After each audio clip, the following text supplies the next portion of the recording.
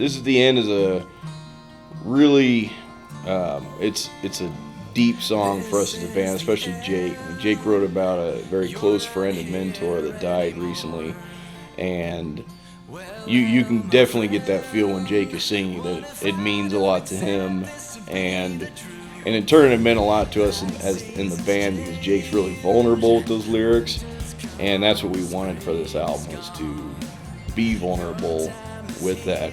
And so that's kind of an ode to his friend that, of life lost too soon, and I feel like everyone can relate to that one way or another with a friend or family member.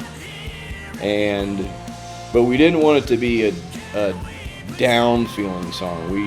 We wanted to have almost a classic rock feel with the progression of the music, so that we could sing lyrics that are strong in content, but it had a smooth flow through the song. And so we decided we wanted to have harmonizing guitar solos, kind of a good throwback to the late 70s rock and roll. It was a big influence to us. And again, Jake's vocals are just out of this world on that song. I mean, he hits ranges I could never achieve. So This Is the End. This is the End. This is the End, I believe, is a song Jake lyrically had written about a friend passing away. So there's some deep emotion to it. It's a really very good melodic, kind of soft song. But again, the bass in that song rocks. It has some builds. It's kind of a roller coaster of a song where it starts out mellow. It's pretty, but then it kind of builds in. It's got a lot of emotion to it, which I like. So I think it's a great song. And again, we wrote it, so it's gonna be great.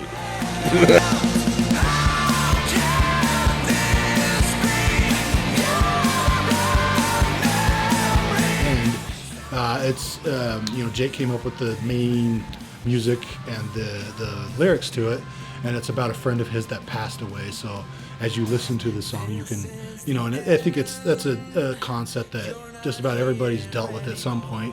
So it's something that a lot of people can relate to, the loss of a loved one, friend, a pet, even things like that. So if the song is resonating with me or clicking, it's like the drum part will write itself. You just hear the parts, and you can kind of hear the drum part in your head. I'm like, this is how it needs to be played. It's like I'm not writing the drum part; it's writing itself, and I'm just playing and I'm performing it. So that was kind of along the lines on this one, where you hear the Jake putting together the guitar part with the vocal melody, and I'm like, this is how the drums need to go. And that's what you're hearing on a lot of this album is the drum parts, or they popped up in my head, but it's how they needed to be, and I just performed them.